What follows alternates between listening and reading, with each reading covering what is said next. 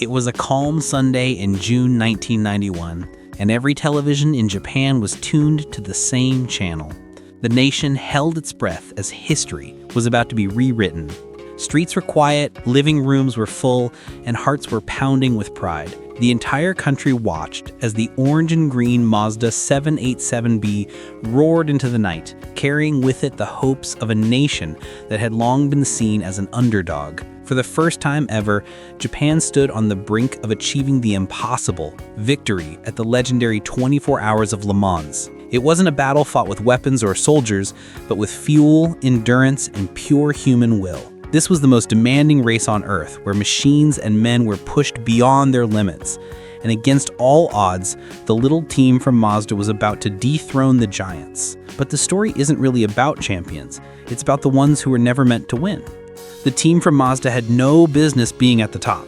Their journey had been defined by heartbreak, not triumph. Decades earlier, in the 1960s, Mazda introduced an engine that broke every convention. The rotary engine, a compact and lightweight design created by Felix Wankel. It was brilliant in theory, but few believed in its potential. Mazda's girly racing attempts went nowhere. Their touring cars rarely even made it to the podium, and their Le Mans dreams seemed like wishful thinking. Their first serious contenders, the MC74, the RX-7 Le Mans car, and the 757, each met the same fate: mechanical failure, poor performance, or disqualification. Even when they scored a small victory in 1984 with a slower-class Lola T616 powered by a rotary engine, it was more a flicker of hope than a true breakthrough. Then came the late 80s. Mazda returned each year with new machines, the 767, the 767B, and each year they fell short. In 1990, they pinned their hopes on the new 780, equipped with the monstrous 4-rotor R26B engine. But luck didn't change. One car's engine failed, another caught fire before the finish. It seemed like the rotary dream was running out of time. And to make matters worse, new racing regulations were on the horizon, rules that would soon make the rotary engine illegal.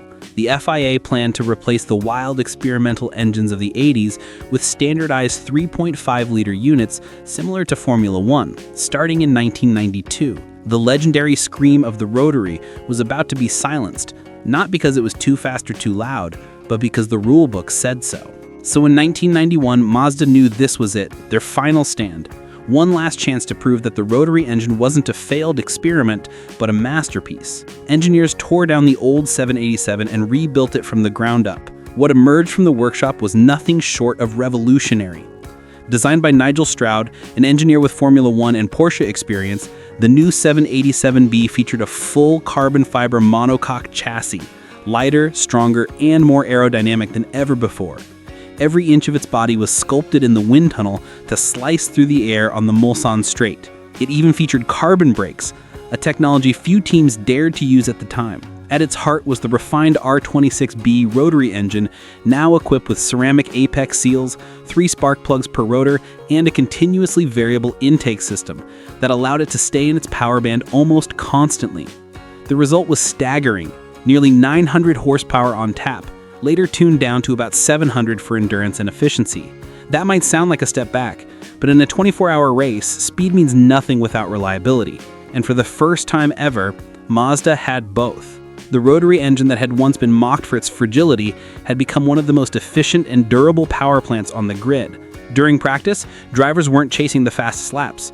They were competing to use the least fuel while maintaining strong pace. Enwrapped in its now iconic orange and green renowned livery, the 787B was a machine unlike any other. Its piercing exhaust note shook the ground, its torque curve defied belief, and its aerodynamic design was pure brilliance. But even with the perfect car, Mazda needed something more. Drivers who could tame this unpredictable monster for 24 relentless hours.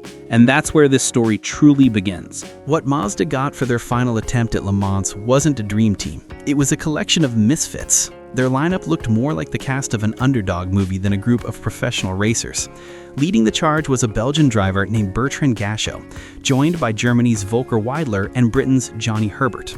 The team's manager, the legendary Belgian racer Jackie Ickx, brought experience and discipline to balance out the chaos. Gachot's story alone sounded unbelievable. At the start of the season, he was sitting in a jail cell after being convicted for spraying a London taxi driver with tear gas during a road rage incident. Volker Weidler, on the other hand, was a skilled but largely unrecognized driver who had raced Porsche prototypes but never achieved anything remarkable. And then there was Johnny Herbert, a man who'd survived one of the most horrific crashes in Formula racing history. In 1988, his car had smashed into a barrier so hard that it nearly tore off one of his feet and shattered the other. Doctors told him his racing career was over.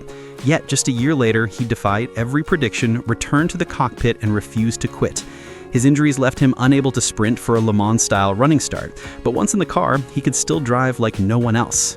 So, on June 22, 1991, this unlikely trio, a rookie, a former prisoner, and a man with a limp, took to the track, determined to write their names into history.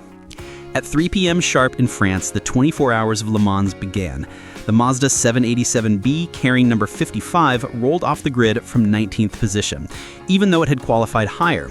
The FIA's new regulations had reserved the top grid spots for cars that complied with Formula One-style rules. The rotary-powered Mazda didn't fit that mold, so it was pushed to the back and saddled with a 200-kilogram weight penalty, about 440 pounds. It was a huge disadvantage on paper. But on the track, that penalty barely mattered. The Mercedes team, piloted by none other than a young Michael Schumacher, blasted into the lead. Their cars were faster, heavier, and backed by immense resources. Everyone expected Mercedes or Peugeot to dominate, yet as the hours passed, something unexpected began to happen. The little Mazda started clawing its way forward. By nightfall, the number 55 Mazda had climbed to 4th place. The competition hadn't taken them seriously, and that arrogance would prove fatal. Jackie X had cleverly convinced race officials that Mazda's rotary was a small displacement, naturally aspirated engine, persuading them to lighten the car to just 830 kilograms. Other teams didn't even bother to challenge it. They thought Mazda was irrelevant. That mistake allowed the 787B to run lighter and more efficiently than any of its rivals. As darkness fell over the French countryside, the mighty Mercedes machines began to crack. One car suffered gearbox failure, another struck debris. The once dominant fleet was falling apart one by one. Suddenly, the Mazda team was running second overall, right behind the leading Mercedes. Sensing weakness, X told his drivers to attack. Normally cautious and strategic, he saw that the Mercedes' heavier cars were burning fuel faster and running hotter. If Mazda pushed now, they might force the leaders into trouble. His gamble paid off. Late into the race, the leading Mercedes began to overheat and had to pit for emergency repairs. That was the opening Mazda needed. The 787B roared past, its high-pitched wail echoing across the track, taking the lead in the most prestigious endurance race on Earth. As dawn approached, the impossible had happened. The team that no one took seriously, the one that had failed for years, was leading Le Mans. Japanese television broadcast the race live across the nation. Millions watched in disbelief as a bright orange and green Mazda led a field of giants. Mercedes, Porsche, Jaguar, all trailing behind. To maintain the lead, Mazda called on Johnny Herbert to drive a double stint through the final hours. It was brutal. His feet were in agony, his body dehydrated, his stomach churning, but he refused to stop. Lap after lap, he held the car steady, pushing it to the limit as exhaustion and pain blurred his vision. By the end, he could barely keep consciousness, yet he never slowed down. When the checkered flag finally waved, the Mazda 787B screamed across the line first, an underdog triumph that silenced doubters around the world. The rotary engine, long dismissed as a gimmick, had conquered the greatest endurance race in history. As the car rolled to a stop, Herbert could barely move. Crew members had to lift him out of the cockpit and rush him to the medical tent. He didn't even make it to the podium, but it didn't matter. Mazda made history. For the first time ever, a Japanese manufacturer had won the 24 hours of Le Mans. It wasn't just a victory for Mazda. It was a victory for persistence, innovation, and belief. Years of failure, heartbreak, and ridicule had finally led to a golden moment that would never be forgotten. The rotary engine, banned soon after, had gone out in a blaze of glory, leaving behind a legacy that would inspire generations.